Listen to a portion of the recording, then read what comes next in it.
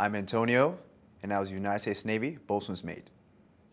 Well, in the Navy, overall, as a bosun's mate, it's the oldest rate in the Navy. You really can't escape it. It's not like you could just leave the ship. Like especially when you're out to sea, you can't just leave and just say, I don't want to deal with this today. You had to deal with it. You're like an angry dog in a cage being poked at. After a while, you have your breaking points. Sometimes there'll be fist fights or such, and that's how we release our anger. But some people didn't do fairly well. Some people just broke down after a while. My command had noticed that basically, he's getting very aggressive for no reason at all at times. And it was just the job itself that really kind of just kept pushing at you. I have like anxiety attacks, like speaking out.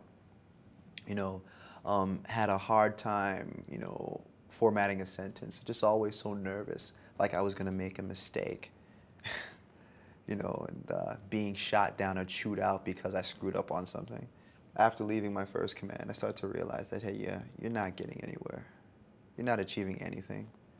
You're only getting yourself in more trouble and more trouble. So when I had shore duty, I worked with the chaplains and such.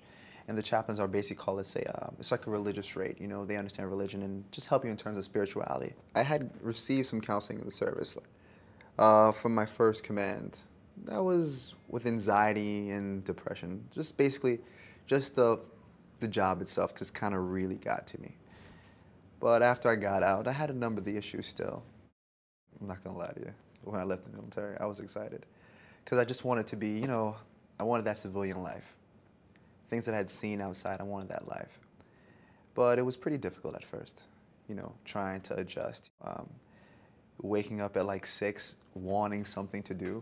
I would create activities for myself to do or like routines to get things done. And actually the first thing I did when I got out of the service was I went right to school. My aggression could be understood in the service. My aggression outside the service was misunderstood. Yeah, I did. I think I lashed out at one of my professors. Yeah. Yeah, it was a geography class, I remember. Yeah, I lashed out at him. He just calmed himself down, which was, and I realized, it was like, yeah, you're not looking too well, Antonio. So then after that, I just went and sought the help.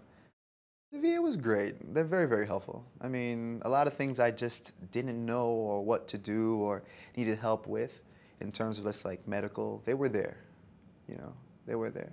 I can honestly say that, especially like the post 9/11, the GI Bill, how they had changed that. It helped out a lot because they paid off your tuition, they gave you additional money for books, and gave you money to live off of. It did a lot of social good for a lot of veterans to just get a higher education, and on top of that to have the ability to call it, say, help yourself. The help is needed. A lot of vets don't know what to do when they get out of the service. They really don't. They don't even know what kind of career path they want to go into.